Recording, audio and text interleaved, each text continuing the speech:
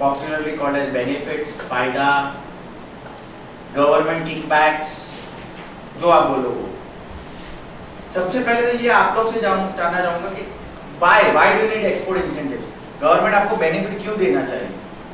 कभी ऐसा सुना है आप धंधा करो और गवर्नमेंट पैसा बेनिफिट दे आपको? आप लोकल में तो सब धंधा करते हो, तो गवर्नमेंट आपको बेनिफिट देती है कि टैक्स चार्ज करती है? तो उल्टा होता है ना, आपके प्रॉफिट में से हमको मिलना चाहिए। तो ये ऐसा क्यों कि गवर्नमेंट आपको ऐसा कुछ आप सोच रहे हो कि आप एक्सपोर्ट करो, आप बिजनेस करो एक्सपोर्ट का, और गवर्नमेंट आपको कुछ सहूलियत दी, गवर्नमेंट आपको कोई पैसा दे, एक्सपोर्ट प्रमोट करे, एक्सपोर्ट प्रमोशन, विदेशी मुद्रा का भंडारण, correct. See the biggest, yes, so to promote exports, to bring in foreign exchange. क्यों फॉरेन एक्सचेंज? फॉरेन एक्सचेंज में क्या है, डॉलर में क्या है यार, हम तो खर्चा तो रुपये में करते हैं ना। आपका है हमें जो निर्यात करना है, इंपोर्ट करना है, इंपोर्ट करना इसलिए डॉलर ही देना होगा। हाँ, इंपोर्ट करना है तो डॉलर देना पूरे विश्व में, और इंपोर्ट करना जरूरी है, बराबर है। तो point is that to promote exports we need the foreign export का फायदा ये है कि अपने को फॉरेन एक्सचेंज आएगा। एक्सपोर्ट प्रमोट करना है गवर्नमेंट को, तो प्रमोट करना है, इसके लिए आपको कुछ लालच या कुछ बेनिफिट गवर्नमेंट दी दे रही है, जिससे आपको फायदा हो, जिससे आपको बेनिफिट हो, और इनडायरेक्टली दे आर प्रमोटिंग। एक कॉन्सेप्ट अभी आजकल चल रहा है या बातें चल रही है गवर्नमेंट में, ऑफिसर्स में, सब लोग बोलेंगे आपको कि एक्सपोर्ट में भी आप इंसेंटिव बिना फायदे का काम करने का चालू करिए, इंसेंटिव कम हो जाएंगे। अब काफी आपके अगर फ्रेंड्स हैं जो कि एक्सपोर्ट्स कर रहे हैं काफी टाइम से, बोलते हैं अरे अभी तो कुछ इंसेंटिव है ही नहीं, अभी तो कुछ बेनिफिट ही नहीं है, हाँ सब निकल गए, कम हुए, निकल कर ही नहीं गए, कम हुए हैं।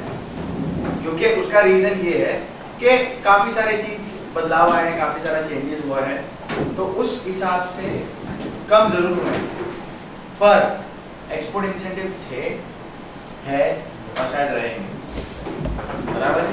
जाएंगे नहीं, क्या जाएंगे क्या नहीं रहेंगे, उसके अलग अलग वेरियस ऑप्शंस है, तो कौन से रहेंगे कौन से नहीं रहेंगे we will discuss in detail, ठीक है।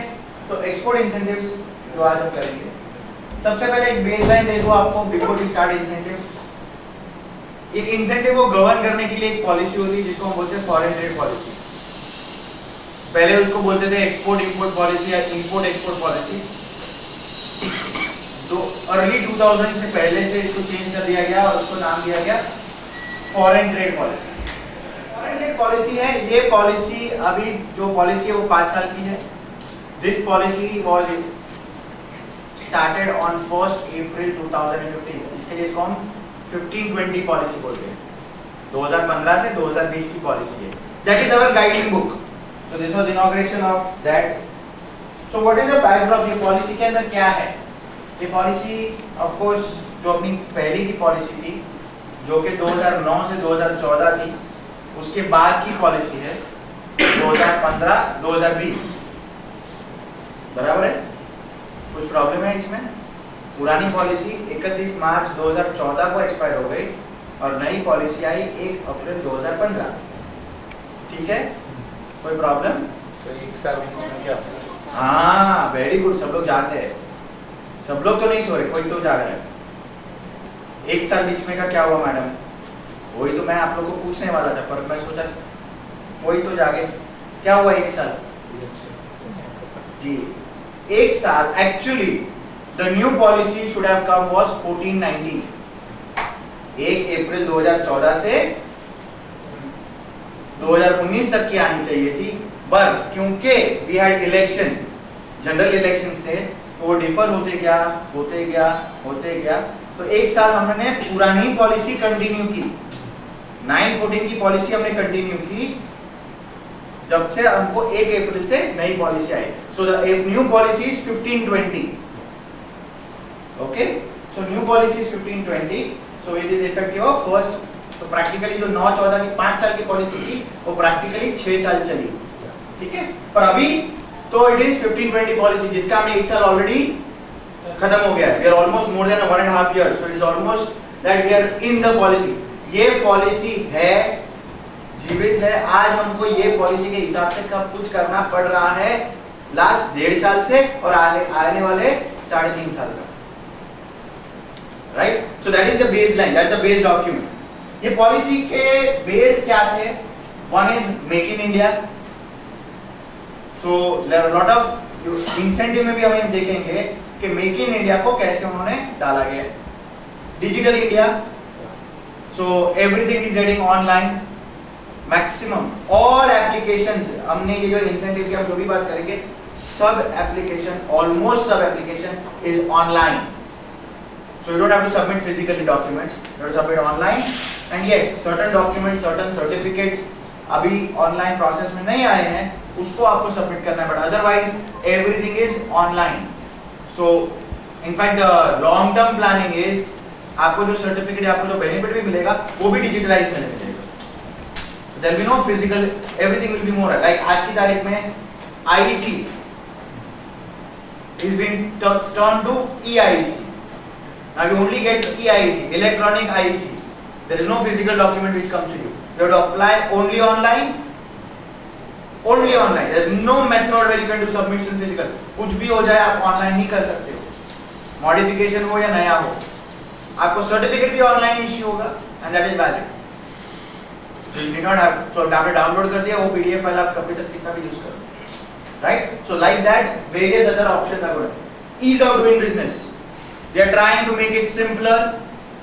एक एक चीज में जो रिपीट डॉक्यूमेंट्स लग रहे थे, कॉमन डॉक्यूमेंट्स लग रहे थे, उसको निकाल दिया, एक प्रोफाइल करके बना दिया कि आप प्रोफाइल में डाल दो सब चीज, आपका बेसिक डेटा, तो हर एक एप्लीकेशन के टाइम पे आपको देने की जरूरत नहीं है, राइट? आरसीएमसी जो काउंसिल का रजिस्ट्रेशन है वो हर बार देना था, अभी उन्होंने बोला काउंसिल डायरेक्टली डीजीएफटी के साथ सर्वर पे कनेक्टेड है, तो जैसे आपका आरसीएमसी बनता है उसका डेटा अपलोड हो जाता है, तो आपको घड़ी-घड़ी डॉक्यूमेंट देने की जरूरत नहीं है। So that way they are trying to do ease of doing business. Fortunately the good thing is that हमने हमारा पोजीशन, जब ये ईज ऑफ डूइंग बिजनेस की बात आई थी आज से करीब 2.5 साल पहले, somewhere around November 2014, we were somewhere in 162nd position. We have jumped up to about 20-25 positions. We are somewhere around 140. So काफी अच्छा इंप्रूवमेंट हुआ है कंपैरेटिवली, बट ऑफ कोर्स हम टॉप 10 या टॉप 100 में अभी तक नहीं आए, आ जाएंगे, that's the target. Global competitiveness is what another aspect is which we have look at, and last की एक टारगेट है, उस टाइम जब ये पॉलिसी बनी थी तभी टारगेट था। Unfortunately the real picture is कि आज की तारीख में exports is completely down, unfortunate. एक साल का लास्ट का ट्रेंड है कि it is almost going down. August 2016 was the only year where we saw a positive growth, but the ये भी थोड़ा vulnerable है क्योंकि positive is year on year। अगस्त 2016 के कंपैरिजन 15 के कंपैरिजन में 16, अभी 15 नीचे था, तो 16 जो पीक है is compared to that, not overall, समझिए आप। तो उसके वजह से ओवरऑल अगर आप देखोगे आज की तारीख में भी एक्सपोर्ट्स ग्रोथ काफी कम है। उसके काफी फैक्टर्स है। India is not the only country जिसका ग्रोथ नहीं है, चाइना, यूएस, कनाडा, इनफैक्ट मैं एक स्टडी देख रहा था वेयर इन ऑल कंट्रीज और almost all countries have a negative growth for an entire except one और two, one was Hong Kong and one was Singapore. I don't know why. उसमें फिर एक डिटेल आया था कि हांगकांग इसके लिए हो सकता है because Hong Kong when supplies to China technically वो एक्सपोर्ट से, पर उसका एक्चुअली तो it is as good as घर के में प्रोडक्शन, टेक्निकली उसके लिए एक्सपोर्ट है, बट चाइना की आधी कंपनी की फैक्ट्री या आधा माल हांगकांग में बनता है। So that's the reason there is some positive outflow. So that's the kind of trend overall, but let's see if not 900 billion we will reach somewhere, कुछ तो पॉजिटिव एडिशन करेंगे, right? And at the end of it ये 900 billion government नहीं करने वाली है, every individual exporter has to pitch in. तो अभी ये सब प्रॉब्लम है, and more mainly when the export is going down, how you can increase your share of exports by being competitive, by giving the best price.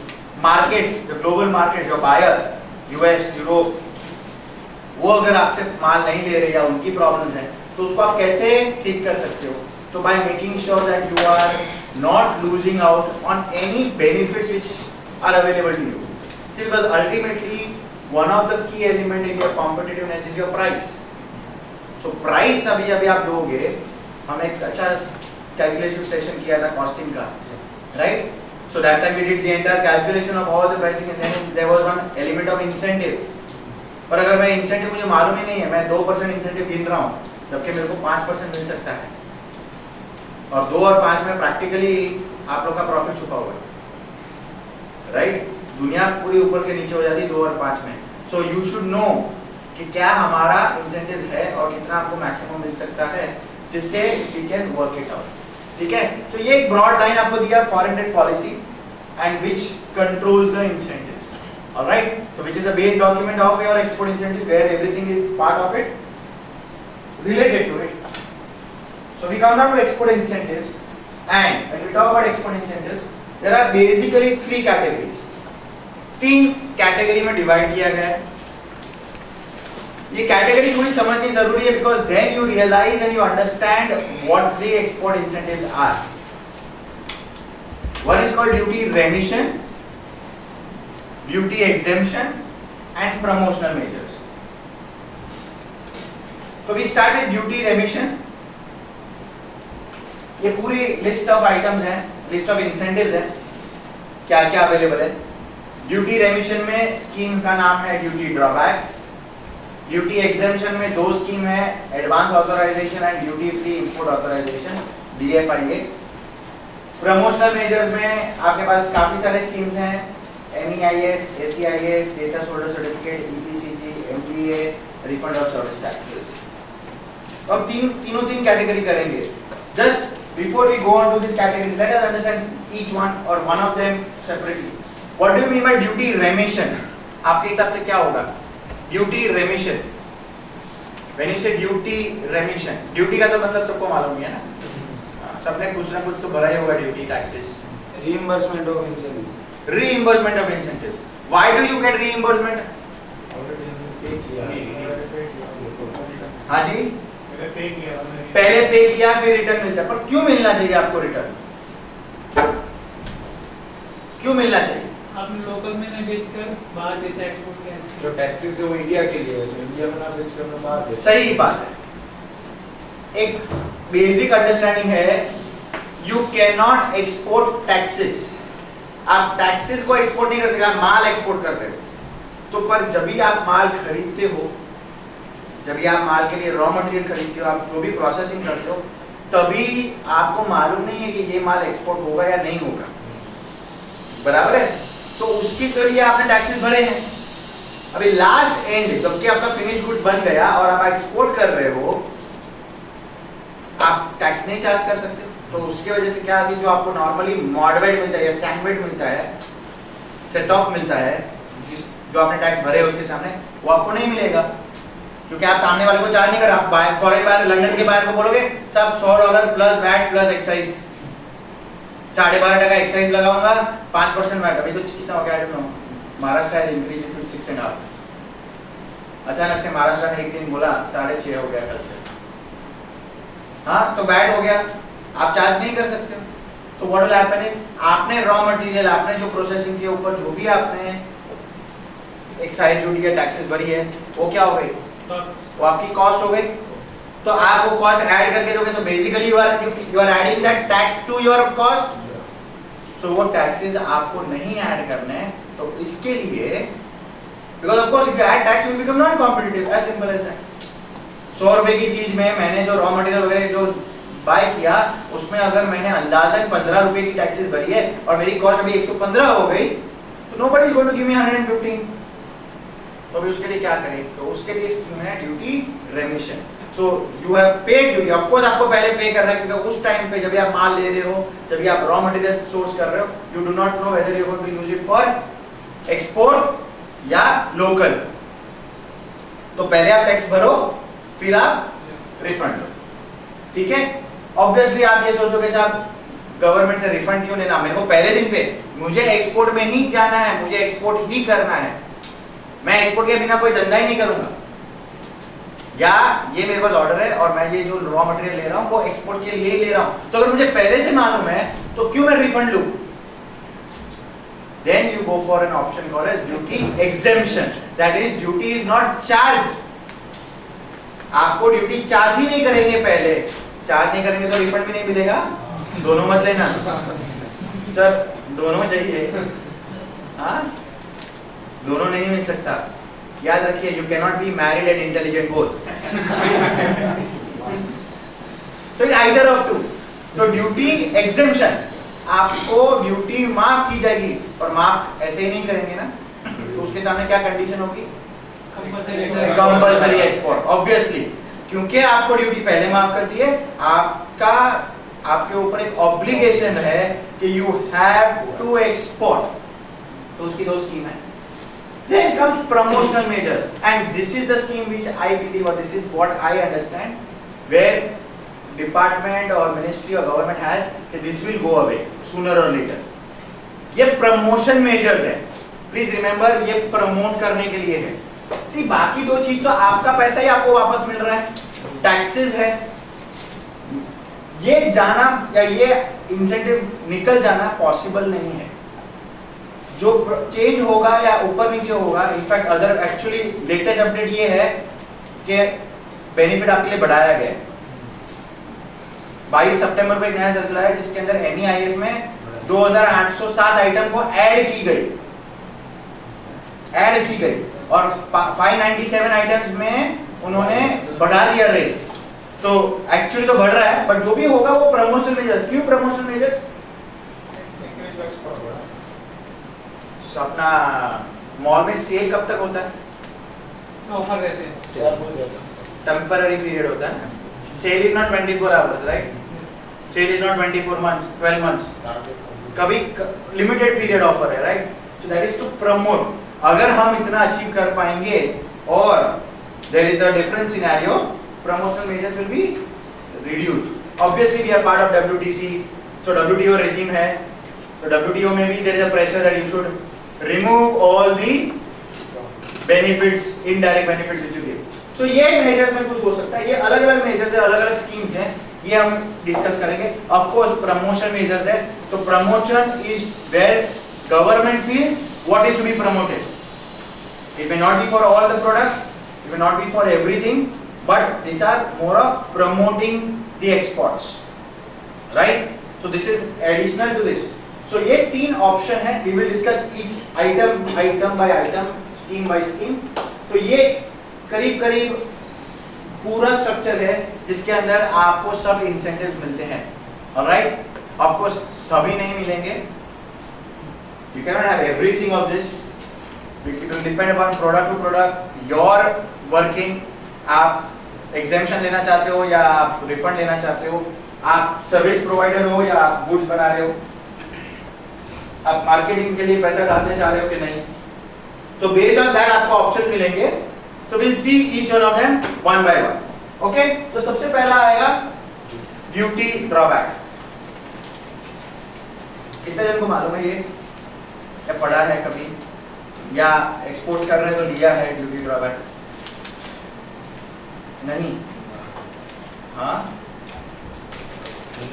सुना है। अच्छा, वही तो मैं बोल रहा हूँ, सुना तो है ना, एटलीस्ट मैं जो बोल रहा हूँ आपने सुना है, सेम तो सुना है, उतना भी अच्छा है। हाँ, नहीं तो ये होता है ना, हमें मालूम ही नहीं है। तो ड्यूटी, ड्यूटी, अभी क्वेश्चन बस, जब तक आप ये नहीं समझोगे आगे का कुछ भी समझना मतलब नहीं। What duty? Excise duty. कौन सी एक्साइज ड्यूटी? जो रॉ मटेरियल पे की है। Import duty. इंपोर्ट ड्यूटी, कौन सी इंपोर्ट ड्यूटी? जो प्रोडक्ट हमने इंपोर्ट की है उसका हमने जो पेमेंट किया है, ड्यूटी जो पे की है, उसके लिए हम कुछ भी प्रोवाइडिंग जो डॉक्यूमेंट्स वगैरह है प्रोवाइड करके बाकी सब रिइंबर्समेंट ले लेते हैं। नहीं, बट वो जो मटेरियल है वो क्या है? वो आप वही मटेरियल आप बेचोगे, एक्सपोर्ट करोगे? नहीं, it's a raw material. Raw material, okay. So all of you agree कि ये जो ड्यूटी है वो रॉ मटेरियल के ऊपर की ड्यूटी है, बराबर है? क्लियर है? Both of you are right. Number 1, excise. What about for merchandise exporter और इंपोर्टर? Trader, yes. हाँ, I'll come to that. Trader के लिए वो इंपोर्टेड गुड्स एक्सपोर्ट कर रहा है ना सर, उसको नहीं एप्लीकेबल, हाँ वो अलग चीज है। हाँ जी, इसके लिए रॉ मटेरियल अप्लाई नहीं होता है। करेक्ट। सो पहला चीज, drawback scheme, duty drawback scheme का बेस रूल ये है, आपको जो ड्यूटी रिफंड हो रही है वो आपके प्रोडक्ट की रॉ मटेरियल के ऊपर हो रही है। तो रॉ मटेरियल पे कैसे क्या ड्यूटी लगती है, तो के अगर मैं रॉ मटेरियल इंपोर्ट करता हूं तो इंपोर्ट ड्यूटी लगती है, लोकली परचेज करता हूं तो एक्साइज ड्यूटी लगती है, और एक तीसरा जो सर ने बोला, आप लोग ने शायद सुना नहीं, वैट लगता है। But please remember, VAT is not refunded. क्यों? Why VAT is not refunded? Why these two duties are refunded? नहीं, एक्साइज ड्यूटी और import duty on raw material is on the product which is for the product, product के अंदर जाता है। VAT is a duty for sale, buying and selling is happened in India, within India, transaction खत्म। In short, raw material के ऊपर की VAT आपकी cost ही होगी हमेशा। रॉ मटेरियल के ऊपर की वैट आपके लिए वो कॉस्ट ही रहेगी। एक्साइज ड्यूटी या इंपोर्ट ड्यूटी बिकॉज वो प्रोडक्ट की ड्यूटी है। Remember the difference, see the difference. वो कहां लगता है, किसके पे? वो प्रोडक्ट के ऊपर लग रही है। प्रोडक्ट वापस आप मैन्युफैक्चर करोगे और आप फिनिश गुड्स बनाओगे, और फिनिश गुड आप एक्सपोर्ट करोगे, जिसके सामने आप एक्साइज ड्यूटी चार्ज नहीं कर सकते। इसके लिए इसकी ड्यूटी अलग से आपको रिफंड की जाएगी। राइट नाउ, अगर ये रिफंड है एक्साइज ड्यूटी या इंपोर्ट ड्यूटी की, तो आपको रिफंड देगा कौन? Government of India. Excellent sir, दुनिया इंडिया में सब कुछ गवर्नमेंट ऑफ इंडिया करती है। Everything will B government of India only.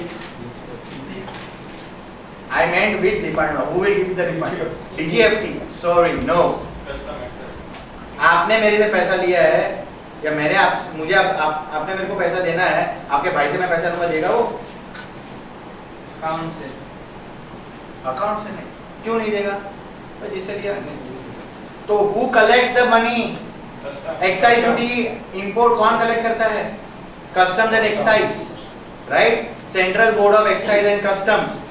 So the refund will only be given to you by customs. ये एक ही स्कीम है जिसमें कस्टम्स इन्वॉल्व होती है। Drawback is given to you by customs. DGFT has no role to play because excise भी जो लग रही है वो basically is part of the same family of excise and custom. So custom is the nodal agency. This is the only scheme by custom, so you will get money from custom. So custom is that is Ministry of Finance, Department of Revenue, okay? Arun Jaitley साहब का department है। हाँ, तो अगर आपको कुछ भी problem है तो जेटली साहब को लिखना।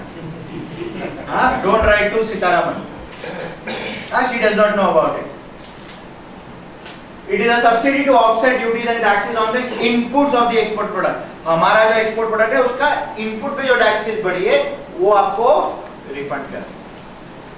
बट प्रॉब्लम ये है, how do I find out कि आपने अगर एक एक्सपोर्ट कर रहे हैं, साहब एक्सपोर्ट कर रही है बॉल पेन, अभी इसके अंदर की कितनी ड्यूटी भरी है, इसमें क्या क्या रॉ मटेरियल लगेगा? पहले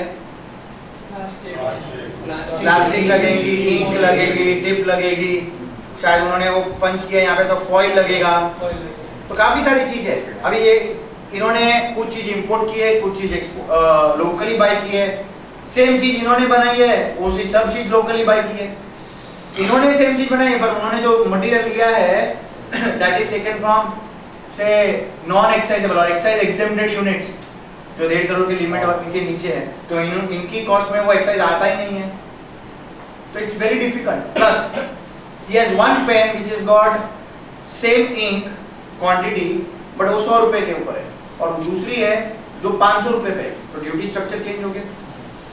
वो बोलते नहीं मैं तो बहुत बढ़िया इंक यूज करता हूँ, बेस्ट क्वालिटी इंक, तो मैं 500 रुपए की इंक डालता हूँ। या my buyer says I want only this ink, water based या नॉन स्पिल प्रूफ या whatever. So how do I manage this? Yes sir, ये तो एरर हो गया ना इसमें टैक्सेशन में। जैसे कोई भी टैक्स होता है फॉरवर्ड होते कस्टमर में पहुंचता है। हाँ, ठीक है, इसमें कस्टमर पे नहीं पहुंच पाएगा, ये गवर्नमेंट के लिए खाते में रह जाएगा। इसीलिए तो आपको ड्रॉबैक दे रहे हैं। नहीं वो वेट का काम दे रहा है, वेट का काम दे रहा है। वैट सर वैट का तो नहीं मिलेगा ना, वैट एरर हो गया ना एक प्रकार का। क्यों? आप एंड कस्टमर हो गए नहीं। मैं अगर रॉ मटेरियल ले रहा हूँ, रॉ मटेरियल का एंड कस्टमर कौन है? खाली मैं तो यूजिंग के लिए ले रहा हूँ, पर एंड कस्टमर कौन है?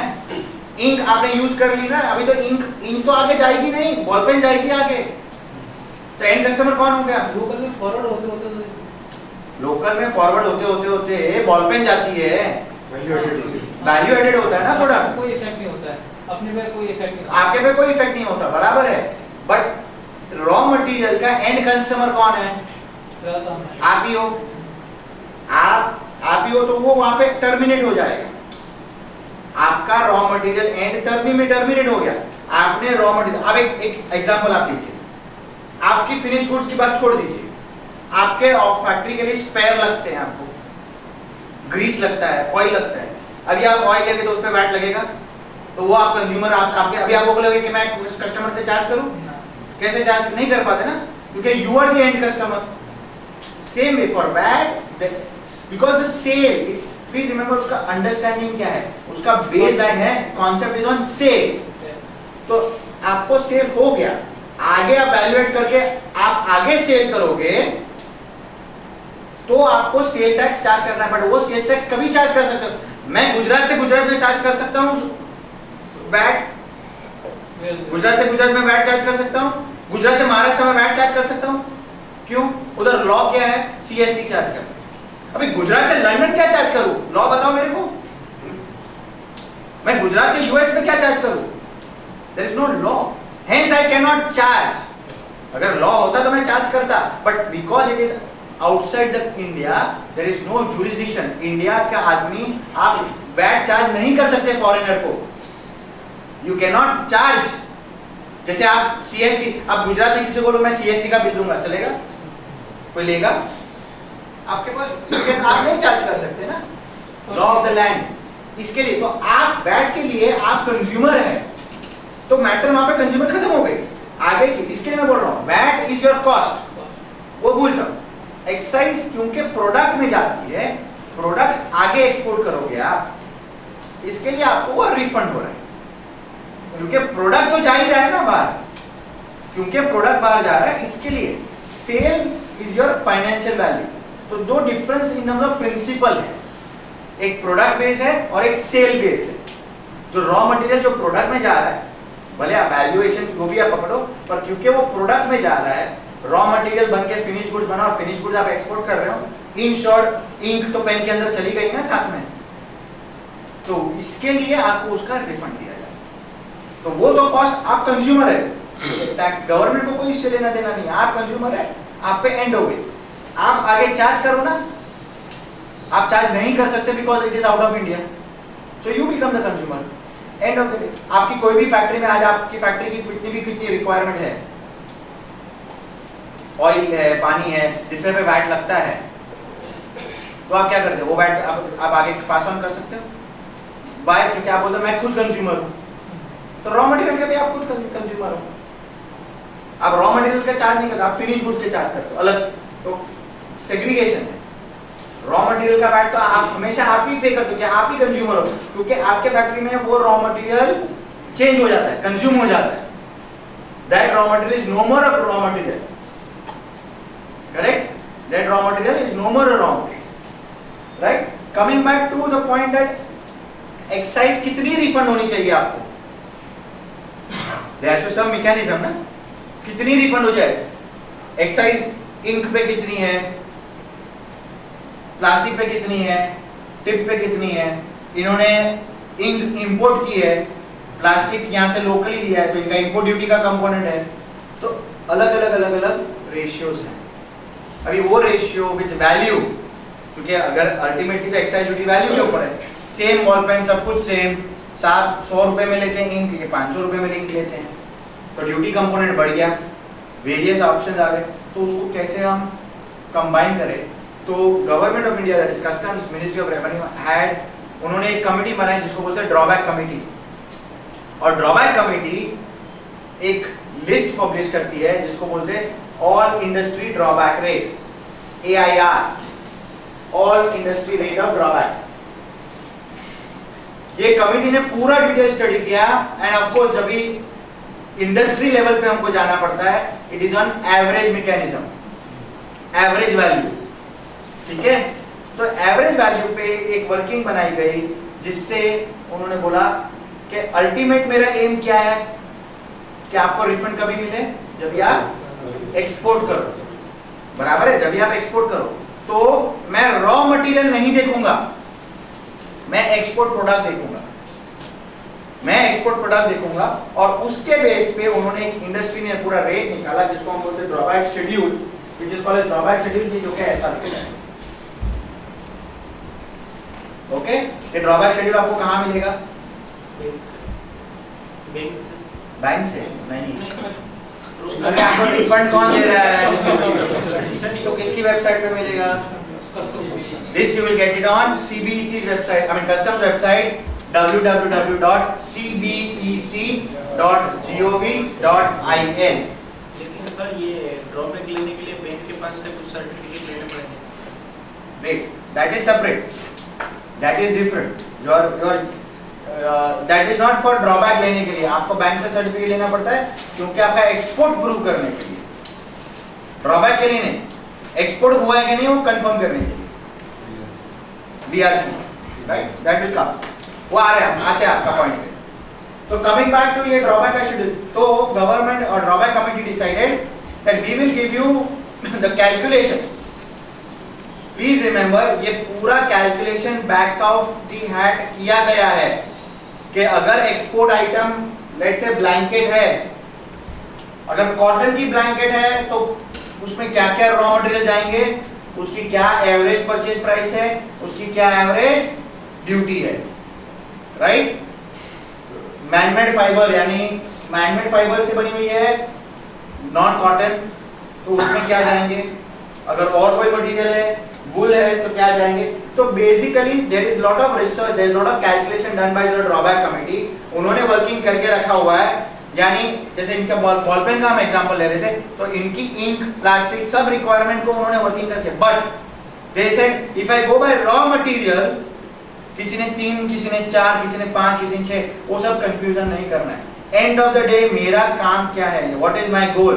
माय गोल इज कि आप एक्सपोर्ट करो, तो आप जो एक्सपोर्ट कर रहे हैं हम उस पे। तो प्लीज रिमेंबर ड्रॉबैक आपको मिलता है फिनिश गुड्स के ऊपर,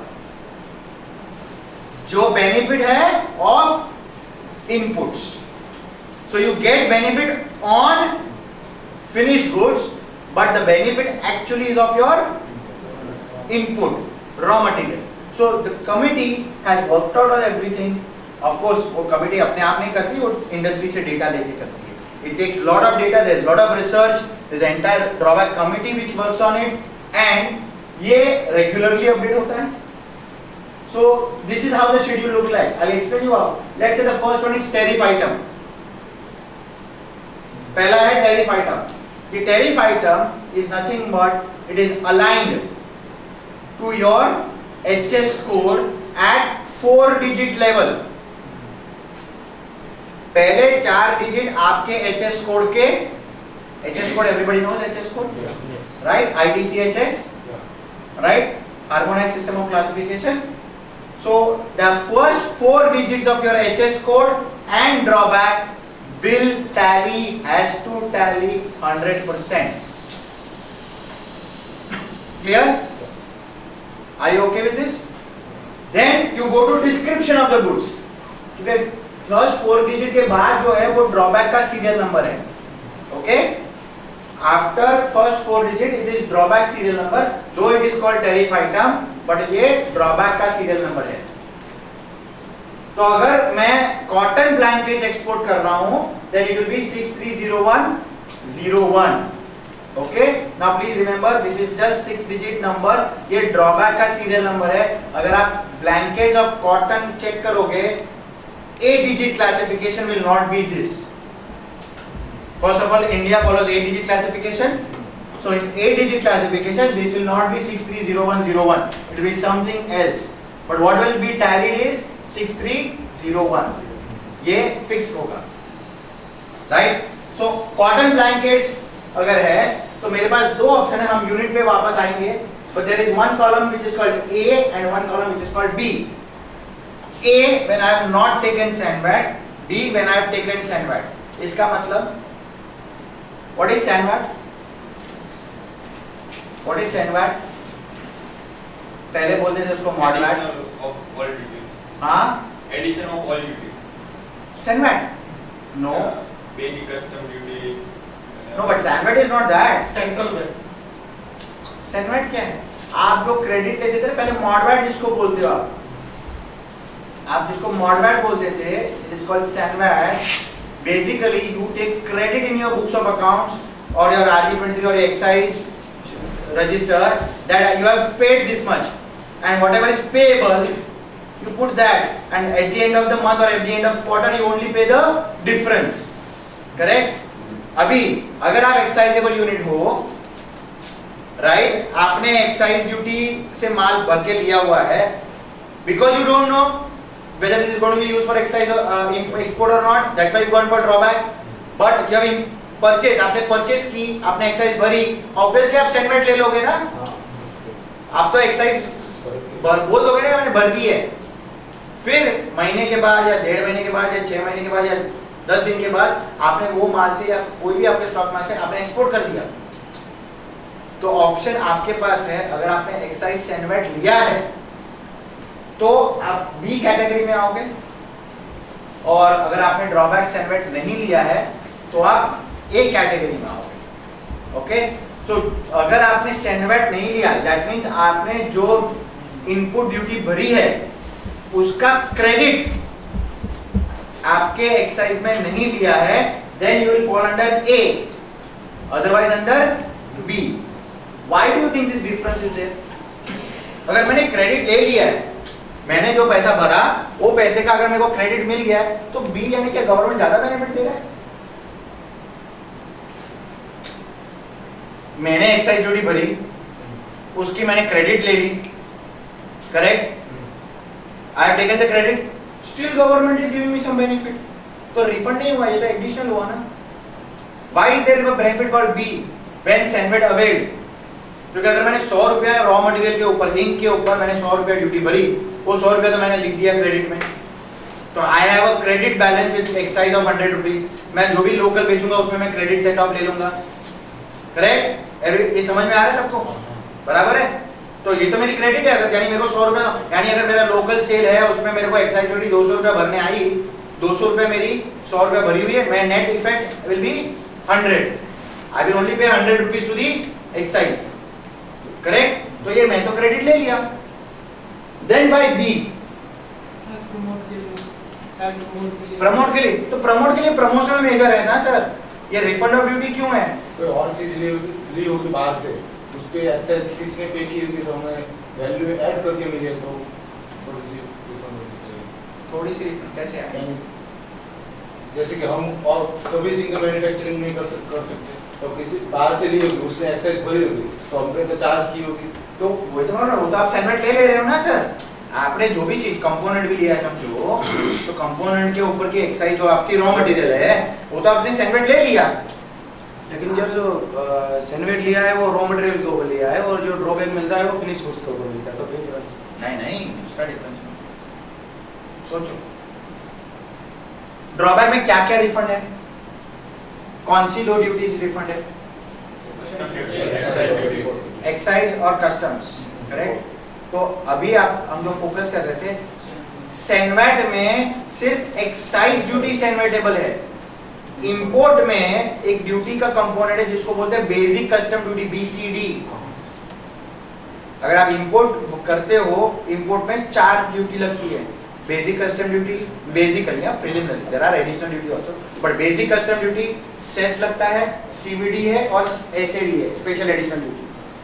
SAD, सेस और CVD ये सैंडबैगेबल है, ये सैंडबैग हो जाती है. पर BCD का कोई इलाज नहीं है.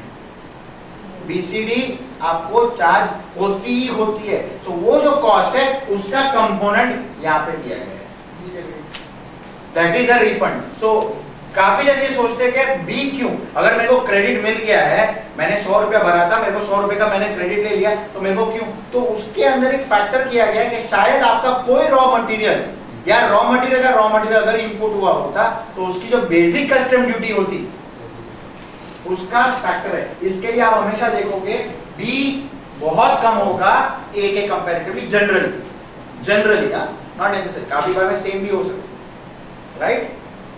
तो ये बी का रूल है। तो अभी आप ए या बी जो भी आप एप्लीकेबल हो वो आपको लाएगा। अज्यूमिंग हम सैंडविच क्रेडिट नहीं ले रहे क्योंकि मैं एक्साइजेबल नहीं हूं, तो अभी मेरे लिए प्रॉब्लम क्या है? My unit is not excisable but मेरा रॉ मटेरियल है जो वो एक्साइज भर के आता है, तो मेरे लिए तो वो कॉस्ट हो गई। तो मैंने तो कॉस्ट भर दी पर मेरे को उसका कुछ बेनिफिट नहीं है, तो मेरी कॉस्ट बढ़ रही है। अगर मेरी कॉस्ट बढ़ रही है, मेरा buyer is not going to buy from it, so मुझे 100 रुपए के ऊपर 12.5% एक्साइज लग गई प्लस वैट लग गई। वैट तो मेरी कॉस्ट है पर 12.5 को मैं क्या एडजस्ट करूं? तो उसके लिए मेरे पास ऑप्शन है कि मैं ड्रॉबैक में जाऊंगा जिसमें सेनवेट नॉट अवेल्ड, यानी मैंने उसका क्रेडिट नहीं लिया, मैंने 12 रुपया 50 पैसा भर दिया to my seller, to my supplier, और सप्लायर ने भर दिया। तो अभी ये मेरी कॉस्ट है, तो उसका रिफंड मेरे को कैसे मिलेगा? तो ये मेरा रिफंड है जब भी मैं ब्लैंकेट, लेट्स से कॉटन, तो कॉटन ब्लैंकेट में क्या लगेगा? मेरे को कॉटन लगेंगे, कपड़ा लगेगा, राइट? तो मैंने मिल से कपड़ा लिया, मिल ने मेरे को एक्साइज ड्यूटी भर के दे दिया, अभी वो कपड़ा मेरे पे कॉस्ट है, excise duty is a cost. So when I export the cotton blanket, मुझे 7.3% of 7.3% finish goods of FOB value of export, FOB value of export 7.3। अब एक ऐसा मत पूछिएगा 7.3 कैसे आया, कमिटी ने कैलकुलेशन करके डिसाइड किया, ऑफ कोर्स एवरेज प्राइस पे, right? Of course average price पे, यानी ये हो सकता है जब भी आपको 7.3% ऑफ FOB वैल्यू आपका कैलकुलेट हो, आप बोलोगे मैंने जितना एक्साइज ड्यूटी भरा है उतना पूरा नहीं मिल रहा है, शायद कम है शायद ज्यादा है, but that's averaged, okay? So that's called average. So you get 7.3% of FOB value, but the problem is अगर FOB value बढ़ जाएगा, right? So there has to be some control, right? Because you can be a good seller, आप अच्छे marketer हो, आपने 100 रुपए की चीज 1000 रुपए में बेच दी, but रॉ मटेरियल के कॉस्ट तो वही है, उसके पे ड्यूटी भी वही है, तो आपको उतना तो रिफंड, जितना रिफंड मैक्सिमम अवेलेबल कितना होना चाहिए, जितना आपने भरा होगा ना। So that's why there is something called as drawback cap. That means आपकी वैल्यू अगर कितनी भी जाती है पर आपका एक लिमिटेशन है which is called 60 rupees a kg। इसके लिए अभी यूनिट ऑफ मेजरमेंट आया। Value cap is with unit of measurement. अगर वैल्यू कैप नहीं है तो यूनिट ऑफ मेजरमेंट नहीं होगा। अभी मेरे को ये बताइए, आज तक मैंने तो नहीं देखा पर ब्लैंकेट कभी किलो में बेचता है? Generally blankets will be sold on piece, but your calculation has to be, so your net weight will be crucial, right? So 60 rupees per kg, that means in drawback मुझे 7.3% of FOB value or 60 rupees a kg, whichever is lower. Let's take hypothetical, मेरा एक blanket का वजन 1 kilo है, तो मेरे को अगर 100,000 रुपया है तो 7.3% of 1000 is 73 rupees or 60 rupees, whichever is lower, so I will get 60 rupees. Got it? समझ में आया? ये provided I have not taken Senvet credit. अगर मैं एक्साइजेबल यूनिट था और मैंने क्रेडिट ली होती, I would have got 2% और 16.4 रुपीज पर केजी, 16 रुपया 40 पैसा प्लस मैंने क्रेडिट तो ले लिया ना, आप समझ रहे हो? तो मेरे को यहाँ पे बुक क्रेडिट भी मिल गया, यानी मैंने क्रेडिट भी ले लिया एक्साइज का प्लस 16 रुपया 40 पैसा मिला। So again I am saying it's an average figure, it can be more और less. When you get the 60 rupees a kg, अभी आप बोलोगे सर ब्लैंकेट में मैंने जो भी फैब्रिक लिया ये लिया उसमें 60 रुपए मैंने ड्यूटी नहीं भरी है, मैंने 80 रुपए भरी है या मैंने 40 रुपए भरी है, correct? Whatever is the case, that it will always be different because it's on average, right? So you get this benefit in form of duty drawback. Clear? समझने में कोई डिफिकल्टी? ये शेड्यूल समझ में आया? ऑब्वियसली ये हमने एग्जांपल लिया for blankets, paints, varnish paints, right? Again, it is 3208, which is the HS code at 4-digit level. Then serial number आता है 010203. Polyester wire enamel या synthetic enamel paint. अगर synthetic enamel paint है जो normally आपके दीवारों पे लगता है, करेक्ट? अगर वो है, अभी आप देखो ध्यान से, A और B में दोनों में सेम है ऑलमोस्ट. क्यों? ये क्यों ऐसा है? करेक्ट. एक्साइज ड्यूटी कंपोनेंट नहीं होगा रॉ मटेरियल के ऊपर. तो अगर एक्साइज ड्यूटी कंपोनेंट नहीं है तो प्रैक्टिकली मेरे को आपको क्या रिफंड करना है? Import duty component. तो वेदर आपने एक्साइज भरा है या नहीं भरा है आपको कोई फर्क नहीं पड़ता, क्योंकि वो आपको सेगमेंट होने ही नहीं वाला है. ऑलमोस्ट इसके लिए सेम है, right? Plus there is no value cap. अगर वैल्यू कैप नहीं है तो यूनिट ऑफ मेजरमेंट नहीं है, right? So now I export paint whether I have taken segment credit or I have not taken segment credit. Even if it is there, let's assume if some raw material, one of the raw material has segment, you still get 1.9% of FOB value. There is no cap. यानी आप 100 रुपए में भी 1.9 मिलेगा, 1000 रुपए में भी 1.9 मिलेगा, 10,000 में भी बेचो तो भी 1.9 मिलेगा. जो भी वैल्यू आपको 1.9% of that FOB value of finished goods, you will straight away get that as drawback. Clear? Making sense? इसमें भी सर कैप इसलिए नहीं है कि इसमें एक्साइज नहीं है. कैप नहीं, कैप इज यस एक्साइज नहीं है, पर एक्साइज से ले लो, दैट इज योर कैलकुलेशन. आपको सी 1.9% इज बहुत very small value of the percentage in terms of FOB value. और क्योंकि एक्साइज नहीं है, there is no reason that they want to limit your value. हां वही लिमिट योर वैल्यू. एक्साइज नहीं है तो कोई एक्स्ट्रा चार्ज करने का मतलब ही नहीं है, तो कैप लगाने का भी जरूरत नहीं पड़ेगा. Correct. Not necessary but that's one of the factors. काफी सारे फैक्टर्स होते हैं कैप लगाने के चक्कर में, कैप क्यों लगती है, but one of the factors, obviously one of the major factor is ये कि उसके रॉ मटेरियल पे एक्साइज नहीं होगी. उसके रॉ मटेरियल में एक्साइज, इसके लिए पहली चीज तो ये दोनों सेम है. दोनों सेम इसके लिए क्योंकि अगर सेगमेंट लो या नहीं लो आपको उतना ही बेनिफिट है. Most of raw material KG में आते हैं, इसलिए कैप लगाना कंपल्सरी. नहीं लीटर में भी है, पीसीज में है. आपको मेरे पास एक ऑप्शन था, अभी नहीं है शायद ये स्लाइड में, पर आप नेल पॉलिश एक्सपोर्ट करो, इट इज ऑन पर 1000 पीसेस. श्योर इट इज पर पीस बेस. गारमेंट्स में पर पीस है, केजीस के ऊपर नहीं है. नहीं सर, जो वो आता है कपड़ा बनने का, वो रूल जैसे आता है, वो केजी में आता है, जिससे धागा बनता है, वहां से स्टार्ट होती है कहानी. वहां से स्टार्ट होती है, पर आपको ड्रॉबैक सर वो तो आपका एक रॉ मटेरियल हुआ ना, उसमें तो आपके रॉ मटेरियल, फिर उसके अंदर एडहेसिव लगेगा, केमिकल लगेंगे, डाइज लगेगी, ये सब रॉ मटेरियल जाएगा ना, सबके ऊपर की एक्साइज ड्यूटी है ना. पर एट द एंड मुझे जब ये एक्सपोर्ट करके ड्रॉबैक गिनना है, मैं एक ब्लैंकेट या एक किचन का बेड लिनन भेज रहा हूँ.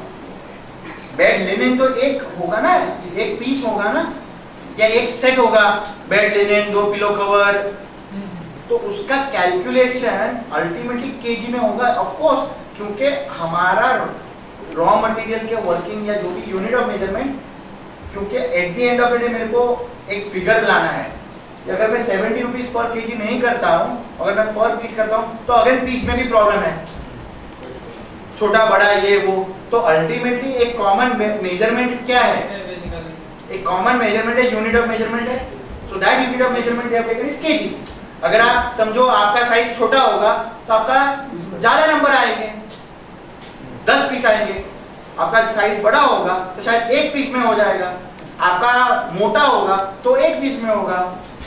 इनका पतला होगा तो अल्टीमेटली कुछ भी पैरामीटर करो आप केजी में तो आ ही जाओगे. आप केजी में तो फिट, यानी आपको जब भी पैरिटी रहेगी. इनका अगर एक ब्लैंकेट मोटा है because he is selling it to European country, जिसका स्पेसिफिकेशन है, तो उनका एक ब्लैंकेट 1 किलो का है, तो उनको एक ब्लैंकेट के हिसाब से पैसा मिलेगा. इनका पतला है एकदम, तो उनके 4 ब्लैंकेट आ जाएंगे, तो केजी के हिसाब से अल्टीमेटली दोनों को 1 किलो पे मैक्सिमम बेनिफिट मिला. So there is parity. ऐसा नहीं है कि इनको एक किलो में इनके 4 ब्लैंकेट गए तो इनको 4 टाइम्स ज्यादा मिल गया बेनिफिट. क्योंकि ultimately consumption of raw material उन्होंने कम किया है उस हिसाब से, ठीक है? यस क्वेश्चन है जी। मैं एशियन पेंट में काम करता हूँ। हाँ तो कंपनी कुछ रॉ मटेरियल बाहर से इंपोर्ट करती है। करेक्ट। तो उस मटेरियल में से कुछ मटेरियल बाहर के कंपनी के यूनिट में बेचती है, तो क्या वो एक्सपोर्ट गिना जाएगा? हाँ, आपका सवाल और उनका भी एक सवाल था जिसके कभी बोल रहे थे हम ट्रेडिंग करते हैं, मर्चेंडाइज है। पहली चीज ये देखिए, this benefit is available for export of Indian goods manufactured in India. आप दोनों का जो सवाल है जिसके अंदर गुड्स फॉरेन से आया एज इट इज एक्सपोर्ट हो गया, तो पहला चीज उस पर ड्रॉबैक नहीं मिलेगा। क्यों? क्योंकि दैट इज और that is called export of imported goods और reexport of imported goods, right? उस पे ड्रॉबैक, ये ड्रॉबैक नहीं मिलेगा। एक अदर मैकेनिज्म है जिसको हम बोलते हैं ड्यूटी का रिफंड। आपको चाहिए तो आपने जब इंपोर्ट किया उसका आपको रिफंड चाहिए, क्योंकि आप बोलते मैंने ड्यूटी पे किया और मैंने वापस एक्सपोर्ट कर दिया। तो section 74 of Indian custom act that allows you for that refund. Of course वो रिफंड को अल्टीमेटली नेम दिया गया है because of in form of application it is called section 74 drawback. But इसमें वो मैकेनिज्म ये नहीं लगता है, उसमें उसकी कैलकुलेशन है कि आपने जो ड्यूटी भरी है और आप कभी री एक्सपोर्ट कर रहे हो, there is a time limit within which you do, based on that you get your refund 60%, 70%, 80%, 95%, maximum you get is 98% of duty जो आपने पे की है। और उसमें दो चीज बहुत इंपॉर्टेंट है, एक जो इंपोर्ट हुआ है वो ही एक्सपोर्ट होना चाहिए, एंड सेकेंड वो एक्सपोर्ट हुआ है वो आइडेंटिफाइबल होना चाहिए, यानी आपका जो माल आया है वो ही माल गया है, वो आपको एक्सपोर्ट आइडेंटिफाई करवाना पड़ेगा। Let's say assume the batch number, lot number, machine है तो mark number, whatever, but it has to be identified the same, not similar. यानी पेंट आया और पेंट एक्सपोर्ट हुआ ऐसा नहीं, जो पेंट आया वही पेंट एक्सपोर्ट हुआ वो जरूरी है, राइट? Yes sir. उसमें ड्यूटी ड्रॉबैक लेने के लिए वैल्यू एडिशन जरूरी है क्या, फिर एज इट इज एक्सपोर्ट कर सकते हैं?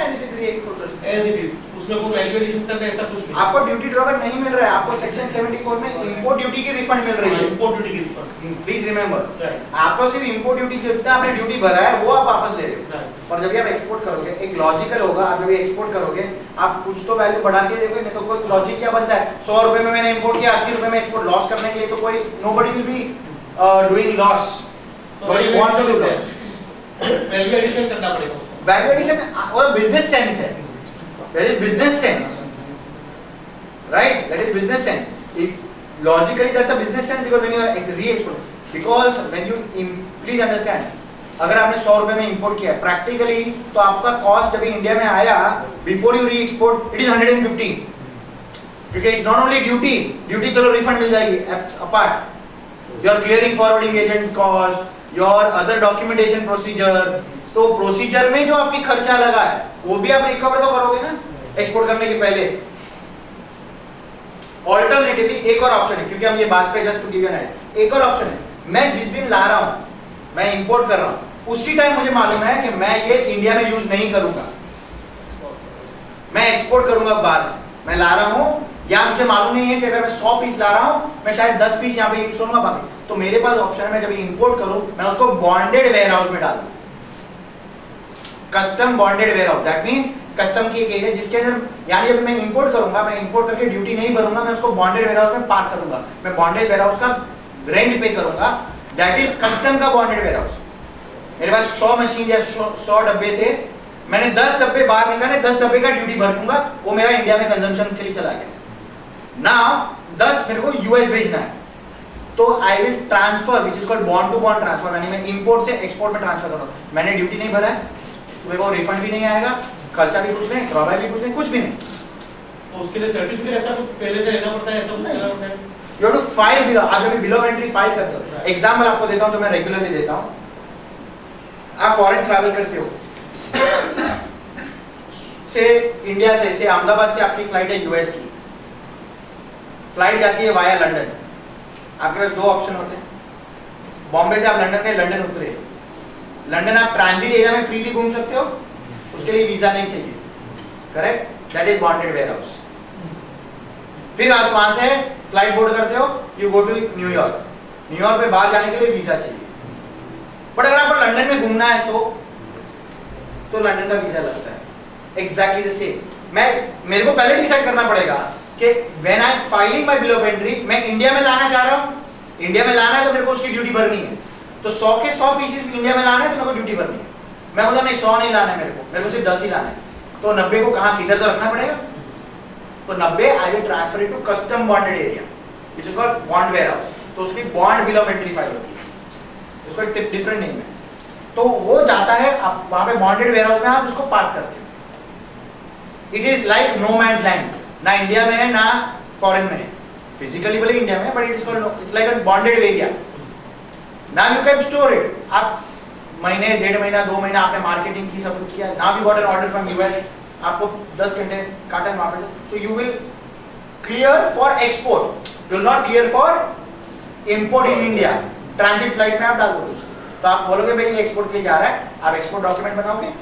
बट प्लीज रिमेंबर, इस सब केस में country of origin of goods will be the origin जहां पे माल बना है। से अज्यूमिंग इज चाइना, तो चाइनीज ओरिजिन रहेगा, इंडियन ओरिजिन नहीं बन जाएगा। इंडिया में छूट के आएगा फिर भी नहीं, ओरिजिन तो वहां का ही है ना साहब। अगर आपने इंपोर्ट, समझो वो 10 पीस इंपोर्ट किया, उसमें से भी आप एक्सपोर्ट करते हो और सेक्शन 74 में लेते हो, कंट्री ऑफ ओरिजिन इंडिया नहीं बनता, क्योंकि आपने माल पे कुछ बनाया ही नहीं, कुछ काम ही नहीं किया है। वैल्यू एडिशन में देयर इज सेपरेट जो रूल्स ऑफ ओरिजिन होता है, जो आज का टॉपिक नहीं, हम उसको कंफ्यूज नहीं करेंगे।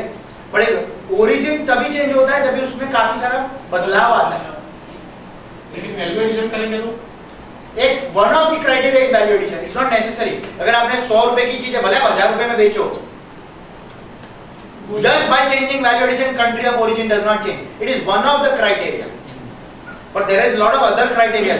यानी आपको और 4-5 क्राइटेरिया पहले क्लियर करने हैं, उसके बाद वैल्यू एडिशन की बात आती है। जस्ट बिकॉज आप बोलो मैंने 100 रुपए के में लिया था चाइना से और 1000 रुपए में मैं यूएस में बेच रहा हूं, तो मैं इंडियन ओरिजिन गुड्स बोल सकता हूं? नहीं, बस में बदलाव करना पड़ेगा। काफी सारे चेंजेस है उसमें, काफी सारे अंडरस्टैंडिंग है, there is lot of things जिसको हम पैकेजिंग में चेंज होता है, मैन्युफैक्चरिंग होता है, काफी सारे रूल्स ऑफ ओरिजिन लगते हैं। There is a entire working which says rules of origin, तो वो कांसेप्ट अलग है, पर बेसिकली ये आपको करना है, यानी कंट्री ऑफ ओरिजिन वहां की रहेगी। तो ये आपके पास ऑप्शन है ट्रेडिंग के लिए, जो आप मर्चेंट एक्सपोर्टर की जो बात करते हो, जो ट्रेडर है, या आपका जो केस था जिसके अंदर आप कर रहे थे, आपके पास दो ही ऑप्शन है। इंपोर्ट अगर इंडिया में हो गया है तो आपको सेक्शन 74 में रिफंड ऑफ इंपोर्ट ड्यूटी लेना है, और अगर आपने इंपोर्ट करने वाले हो और आपको पहले से मालूम है कि आप इंपोर्ट करने वाले हो, क्योंकि आपको आगे एक्सपोर्ट करना है, तो लॉजिकली रिफंड लेने की जरूरत ही नहीं है, वो आप बॉन्डेड वेयरहाउस में पार्क कर दो। बॉन्डेड वेयरहाउस में भी आपके पास ऑप्शन है, मैं कितना इंपोर्ट करूं, यानी कितना इंडिया में लाऊं। समझो आपने 100 पीस बॉन्डेड वेयरहाउस में डाल दिया, आज 10 निकाला, कल 25 निकाला, 30 निकाला, फिर आपको लगा नहीं सब इंडिया में चाहिए, सब ड्यूटी पर इंडिया में ले लो। आपको डिफरेंस क्या रहेगा मालूम है? पहला दिन पे आपने ऐसे ही निकाला होता, अगर आप महीने के बाद निकाल रहे हो तो आपने वेयरहाउस का सिर्फ रेंट भरा है। The difference in costing is that you have paid more rent of that bonded warehouse. But the option you have access है, आपको एडवांटेज ये है कि कल के उसमें से अगर 10 पीस भी अगर आपको एक्सपोर्ट करना होता तो उसकी आपने ड्यूटी नहीं भरी है, तो आपको रिफंड की प्रोसीजर में जाने की जरूरत नहीं है, तो वो आपका कॉस्ट, टाइम, एफर्ट, डॉक्यूमेंटेशन बच जाता है। राइट? क्लियर? ओके। वैल्यू पे परसेंटेज मिलेंगे। ड्रॉबैक रेट किसके ऊपर है? FOB value, drawback rate is FOB value of export, जो भी आपका एफओबी वैल्यू है into 1.9%। Drawback rate is on FOB value. Even अगर वैल्यू कैप है, इसका मतलब ये नहीं आपको 60 रुपीज मिलेगा। प्लीज रिमेंबर, एक समझ लो, ये वैल्यू कैप है। अगर मेरा अपने एग्जांपल में 1000 रुपया था जिसके अंदर ये 73 आया, राइट, तभी आपको 60 मिल रहा था। अगर वो 500 रुपया होता तो 37.50 होता ना रफली, तो आपको 37.50 मिलता, 7.3% of FOB value. Please remember, you get the drawback is drawback rate of into FOB value of exports और value cap whichever is lower. तो कैलकुलेशन तो दोनों का करना है।